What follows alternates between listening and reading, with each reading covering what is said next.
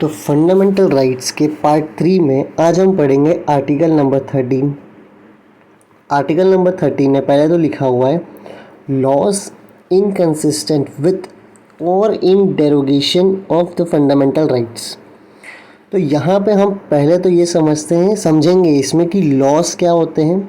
हम बार बार बात करते हैं ना लॉ। अब लॉ का डेफिनेशन क्या होता है, तो आर्टिकल 13 में वो पढ़ेंगे। तो पहला वर्ड तो क्लियर हो गया लॉस कि हम उसका डेफिनेशन पढ़ने वाले हैं। फिर लिखा है inconsistent with or in derogation. इन दोनों का मतलब होता है कि ऐसा कोई भी लॉ जो खिलाफ है। Inconsistent with or in derogation का मतलब क्या होता है, जो खिलाफ है। तो ऐसा कोई भी लॉ जो खिलाफ है, किसके खिलाफ है, फंडामेंटल राइट्स का, उनका क्या होने वाला है वो हम पढ़ेंगे आर्टिकल नंबर 13 में। अब आर्टिकल नंबर 13 में हम टोटल 4 चीज़ को और समझेंगे इसके साथ साथ। पहला है ऑल लॉ इन फोर्स। तो अगर वो नहीं दिख रहा है अभी स्क्रीन पे, लेकिन बस उतने में प्रॉब्लम है, बाकी सब क्लियर होगा। तो वो क्या लिखा हुआ है, ऑल लॉज इन फोर्स। तो हम सबसे पहले समझेंगे कि लॉ इन फोर्स का मतलब क्या होता है पहले टॉपिक में। दूसरा हम पढ़ेंगे कि लॉ इन फोर्स इंक्लूड्स, मतलब लॉ इन फोर्स में क्या क्या आता है। अभी समझ नहीं आ रहा होगा, पहले 4 टॉपिक देख लो। तीसरे में the state shall not make any law, कि स्टेट को कोई भी ऐसा कानून नहीं बनाना है, कैसा कानून नहीं बनाना है वो पढ़ेंगे।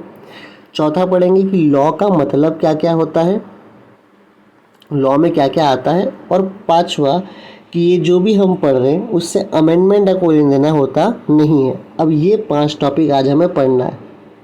चलो पहले शुरू करते हैं। पहला कौन सा टॉपिक था, ऑल लॉज इन फोर्स। तो ऑल लॉज इन फोर्स का मतलब होता है कि वो सारे कानून जो लागू हो गए हैं। ऑल लॉ इन फोर्स मतलब वो सारे कानून जो लागू हो चुके हैं। कहाँ हुए ये कानून लागू, इन द टेरिटरी ऑफ इंडिया। तो वो सारे कानून जो लागू हो चुके हैं कहाँ, इन the territory of India, Bharat के टेरिटरी में। कब से लागू है वो, immediately before the commencement of this constitution. मतलब संविधान लागू होने के पहले से जो लॉ फोर्स में है, समझ रहे हो। तो मैं ये बोल रहा हूँ कि संविधान लागू होने के पहले भी तो कुछ लॉ थे। जब संविधान बना उसके पहले भी कुछ लॉ थे। तो वो सारे लॉ जो संविधान लागू होने के पहले से इन फोर्स में है, मतलब लागू है कहाँ पे, इन द टेरिटरी ऑफ इंडिया। और याद रखना कब, संविधान बनने के पहले से वो लागू है।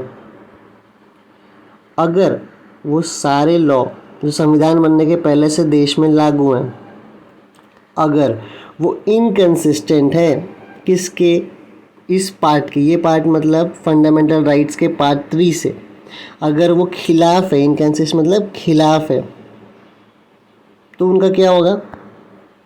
तो जहाँ तक वो खिलाफ है वहाँ तक उसे वॉइड मतलब ख़त्म, खारिज कर दिया जाएगा। Shall to the extent of such inconsistency be void, मतलब जहाँ तक वो खिलाफ है वहाँ तक उसे क्या कर दिया जाएगा, ख़त्म मान लिया जाएगा, खारिज कर दिया जाएगा कि भाई ये यहाँ इसको मानेंगे नहीं। तो बहुत सिंपल है कि संविधान लागू होने के पहले से कुछ लॉ चलते हुए आ रहे हैं, उसे हम क्या कहते हैं, लॉ इन फोर्स। ठीक है। अब कहाँ पे वो लागू है, इन द टेरिटरी ऑफ इंडिया। अब देखो एकदम लाइट कलर में दिख रहा होगा, जब टॉपिक कवर होगा तो वापस में भी दिखाने वाला हूँ पूरा ये चार्ट। कब से लागू है, संविधान लागू होने के पहले, संविधान आने के पहले से चल रहा है वो।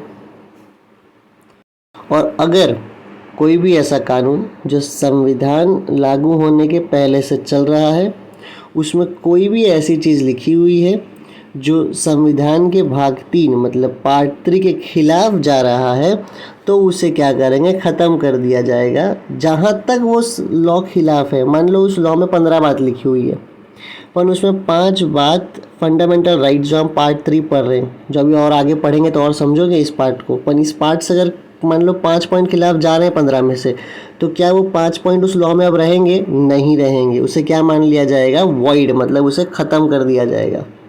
ये समझे। लेकिन ये ऑल लॉ इन फोर्स का मतलब क्या है वो देखते हैं। ये देखो, law in force includes, law in force क्या क्या इंक्लूड करता है, कौन से लॉ, कैसे लॉ। तो सबसे पहले वो लॉ जो पास किए गए हैं या फिर बनाए गए हैं लेजिस्लेचर के द्वारा। लेजिस्लेचर का मतलब वो होता है जहाँ पे लोग बैठ के कानून बनाते हैं या पास करते हैं। तो ऐसा कोई भी कानून जो लेजिस्लेचर ने बनाया है या पास किया है उसे हम लॉ मानेंगे। और किसको मानेंगे लॉ इन फोर्स में? ऐसा कोई भी लॉ जो या तो लेजिस्लेचर ने बनाया हो या किसी और कॉम्पिटेंट अथॉरिटी ने बनाया। कॉम्पिटेंट अथॉरिटी का मतलब क्या होता है? कॉम्पिटेंट अथॉरिटी का मतलब होता है कि ऐसे कोई पद जिन्हें ना ये अधिकार मिला था कि हाँ भाई तुम कानून बना सकते हो।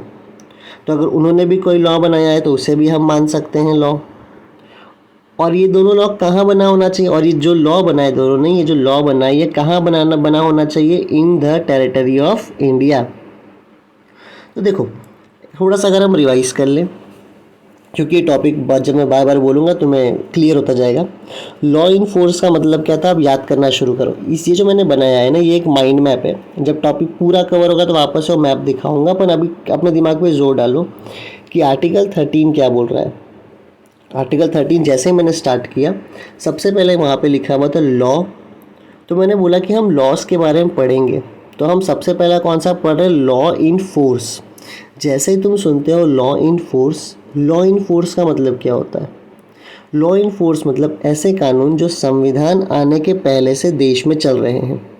लेकिन आर्टिकल 13 कहता है कि अगर कोई भी ऐसा कानून जो लॉ इन फोर्स है, जो लागू हुआ पड़ा है, लेकिन अगर वो संविधान के भाग 3 पार्ट 3 के खिलाफ जाता है तो उसे वहाँ तक खारिज कर दिया जाएगा, ख़त्म कर दिया जाएगा।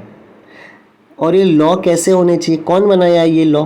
ये या तो कोई लेजिस्लेचर ने बनाया है, लेजिस्लेचर मतलब वो लोग जो कानून बनाते हैं, या फिर कोई और कॉम्पिटेंट अथॉरिटी मतलब जिसके पास ये अधिकार था कि तुम कानून बना सकते हो। और ये कानून कहाँ बना होना चाहिए? ये बहुत इंपॉर्टेंट पॉइंट है, क्योंकि ये कानून कब बना हुआ है? ये कानून बना है संविधान बनने के पहले, मतलब आज़ादी के पहले से कानून चलता हुआ आ रहा है। ये कानून कहाँ बना होना चाहिए? इन द टेरिटरी ऑफ इंडिया, हमारे देश की टेरिटरी में। नेक्स्ट पॉइंट, और कब बना हुआ ये कानून? Before the commencement of this constitution, संविधान बनने के पहले से ही ये कानून लागू हुआ है। एंड नॉट प्रीवियसली रिपील्ड, और ये कानून ख़त्म भी नहीं कर दिया गया है। ओहो, अब लग रहा होगा कि ये थोड़ा सा ना बाहर जा रहा है तुम्हारे दिमाग के, लेकिन ऐसा कुछ है नहीं। तो हम बस इतनी सी बात कर रहे हैं कि लॉ इन फोर्स का मतलब ऐसा कोई भी लॉ, ऐसा कोई भी कानून जो लेजिस्लेचर ने बनाया है या किसी को जिसको अधिकार मिला था, कोई कॉम्पिटेंट अथॉरिटी है उसने बनाया है। कहाँ बनाया है? भारत के टेरिटरी के अंदर। कब बनाया है? संविधान लागू होने के पहले। और वो जो कानून है उसे ख़त्म भी नहीं, उसे रिपील भी नहीं किया। रिपील नहीं किया करना मतलब ख़त्म भी ना किया हो, तो उसको हम क्या मान लेंगे? लॉ इन फोर्स मान लेंगे। अगर उसको संविधान लागू होने के पहले ही ख़त्म कर दिया गया हो, रिपील मतलब ख़त्म कर देना, तो भैया हम उसे लॉ इन फोर्स मानेंगे नहीं, मतलब वो कानून चलता हुआ आना चाहिए। ठीक है, नेक्स्ट क्या है?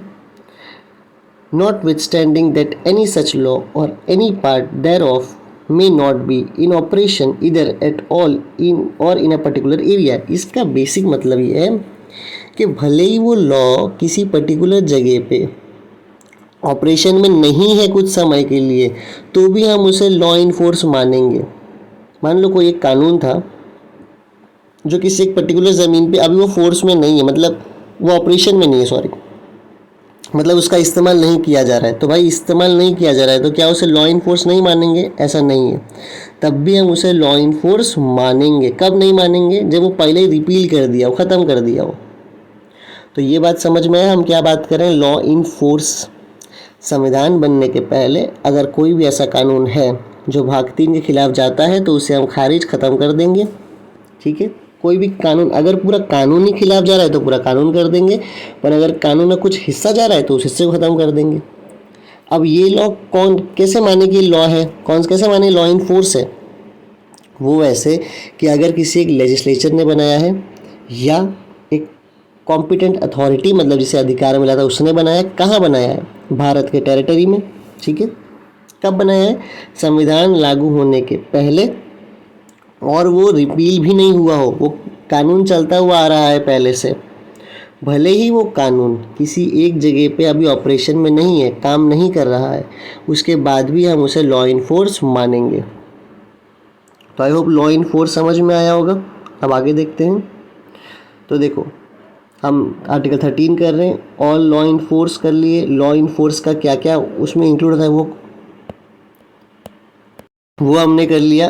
अब हम थर्ड टॉपिक में आते हैं, the state shall not make any law. अब देखो थर्ड टॉपिक आ गया, the state shall not make any law. अब देखो आर्टिकल 13 कितना ब्यूटीफुली लिखा हुआ है। पहले तो उन लॉ के बारे में बात कर लिया गया जो संविधान लागू होने के पहले से चल रहा है, उसे हम क्या कहते हैं, लॉ इन फोर्स। और अब लिख रहे हैं कि पहले से जो कानून आ रहा है अगर वो भाग 3 के खिलाफ जा रहा है तो उसे तो वॉइड मान लेंगे, मतलब ख़त्म कर देंगे। अगले इसी पार्ट में लिखा हुआ है कि अगर सरकार भी कोई ऐसा लॉ बनाती है जो भाग 3 के खिलाफ जाएगा तो उसे भी हम क्या कर देंगे, वॉइड मान लेंगे। स्टेट्स का मतलब क्या होता है, सरकार। अब स्टेट का डेफिनेशन हम आर्टिकल 12 में पढ़ चुके हैं, ठीक है। तो वो जो स्टेट, जो सरकार है, वो भी ऐसा कोई कानून नहीं बना सकती जो फंडामेंटल राइट्स के खिलाफ जाए। देखते हैं। The state shall not make any law which takes away or abridges the right conferred by this part and the law made in contravention of this clause shall। तो क्या बोल रहा है कि स्टेट भी ऐसा कोई कानून नहीं बना सकता जो जनता का अधिकार, फंडामेंटल राइट्स छीन ले।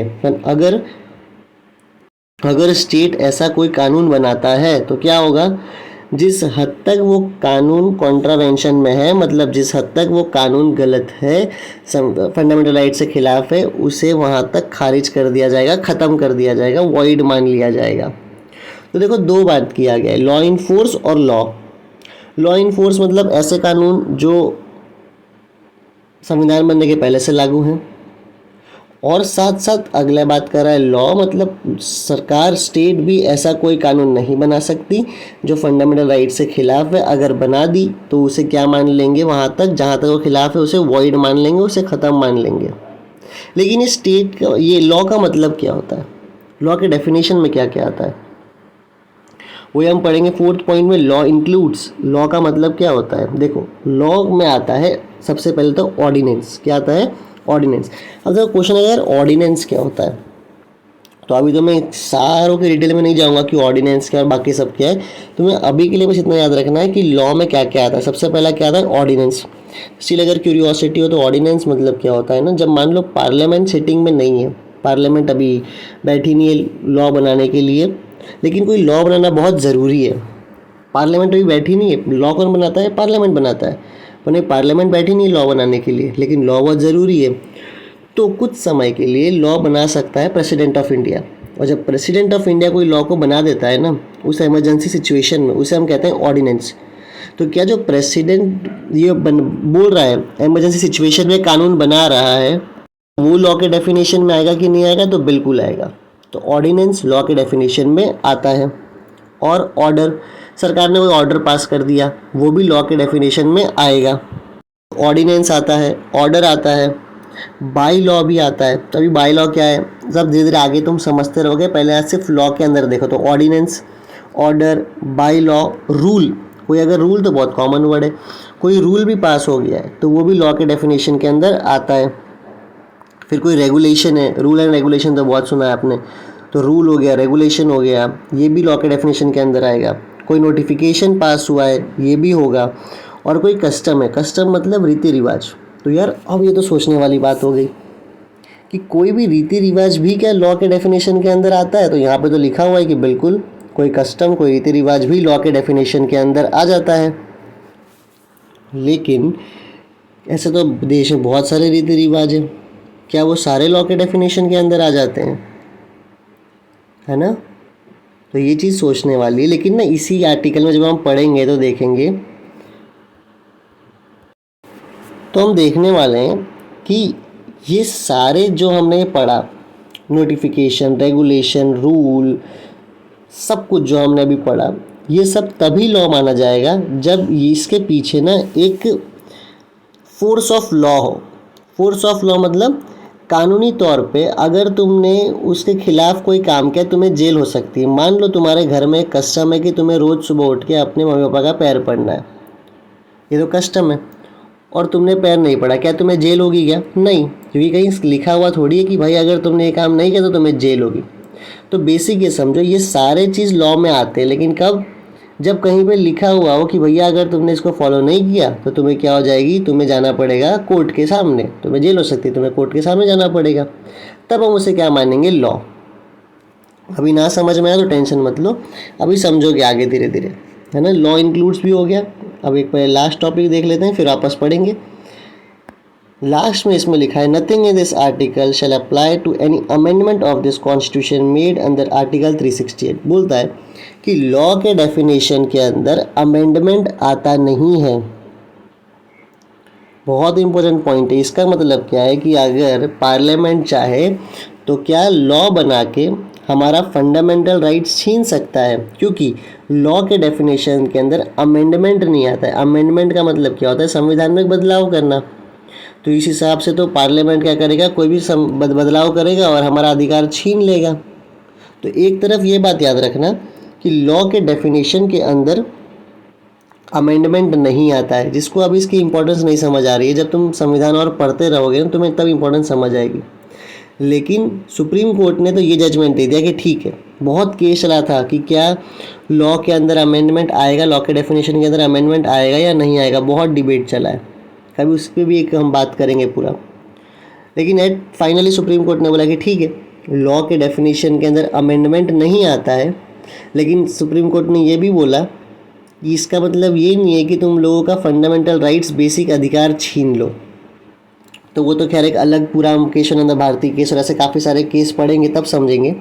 लेकिन अभी के लिए याद रखो कि इस लॉ के डेफिनेशन के अंदर अमेंडमेंट नहीं आता है। तो अब वापस से एक बार इसे देखते हैं पूरा एक साथ। ये देखो पार्ट 3। अब हम एक बार इसे रिवाइज करेंगे और फिर जो एक्चुअल में कॉन्स्टिट्यूशन का है उसे हम एक बार देख लेते हैं। तो देखो यहाँ पे हमारे पास पार्ट 3 फंडामेंटल राइट्स आर्टिकल 13। सबसे पहले हमने बात किया था लॉ इनकंसिस्टेंट और इन डेरोगेशन, मतलब कोई भी लॉ जो खिलाफ है किसके? फंडामेंटल राइट्स के, उसका क्या होगा। इसमें सबसे पहले हमने पढ़ा all law in force. All law in force का मतलब सारे लॉ जो लागू हुए, कहाँ लागू हुए हैं? इन द टेरिटरी ऑफ इंडिया। कब से लागू हुए हैं? संविधान के लागू होने के जस्ट पहले, मतलब काफ़ी पहले से वो जो लॉ है वो चलता हुआ आ रहा है। अगर वो फंडामेंटल राइट्स के खिलाफ है, इनकंसिस्ट मतलब खिलाफ है, तो जहाँ तक वो खिलाफ है उसे हम क्या मान लेंगे? वॉइड मान लेंगे, खारिज कर देंगे, मतलब ख़त्म कर देंगे। ठीक है। फिर हमने पढ़ा था कि लॉ इन फोर्स में क्या क्या आता है। लॉ इन फोर्स में आता है ऐसा लॉ जो लेजिस्लेचर ने बनाया है या फिर जिसको अधिकार था, कोई कॉम्पिटेंट अथॉरिटी है उसने बनाया है।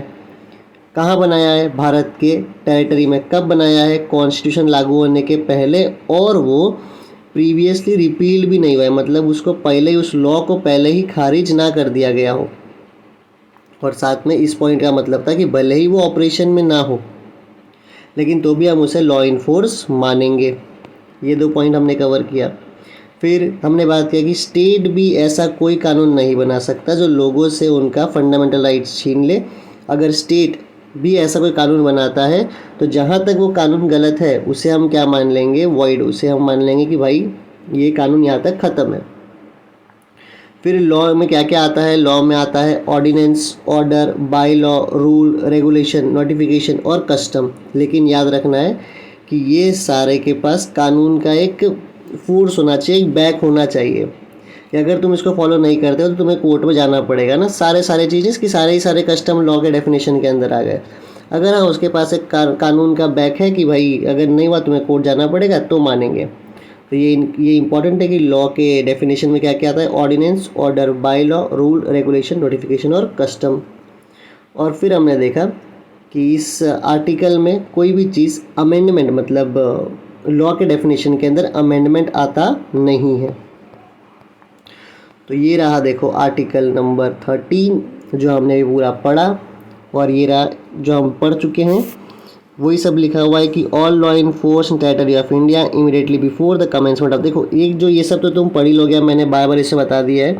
सिर्फ मुझे एक चीज़ बताना है, वो है ये वाला। Law includes ordinance, order, by law, rule, regulation, notification, custom or usages having in the territory of India the force of law. ये सबको तभी लॉ माना जाएगा जब इनके पीछे क्या हो, फोर्स ऑफ लॉ।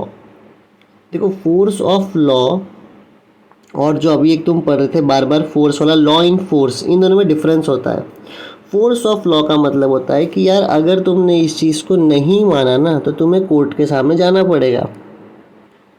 वही बार बार समझा रहा था कि फोर्स ऑफ लॉ है, इसके पीछे फोर्स ऑफ लॉ है ना। वो महीपा का पैर पड़ने वाली बात आ गई कि भाई अगर नहीं पढ़ोगे जेल थोड़ी जाना पड़ता है। हाँ, लेकिन अगर ऐसा कोई कस्टम है कि तुम उसे नहीं मानोगे, तुम्हें जेल जाना पड़ेगा, तो वो किसके डेफिनेशन के अंदर आ जाएगा, लॉ के। तो अगर वापस पढ़ूंगा तो बहुत बार रिपीट हो जाएगा, तो मैं पढ़ तो नहीं रहा हूँ, पर अब अगर तुम आर्टिकल 13 पढ़ते हो तो मेरे हिसाब से सारे सारे वर्ड्स को भी तुम अब समझ सकते हो, क्योंकि हमने यहाँ पे इसे डिस्कस कर लिया है। तो चाहो तो ऐसा बना के लिख सकते हो, ये भी तरीका माइंड मैप का एक अच्छा तरीका है। Thank you.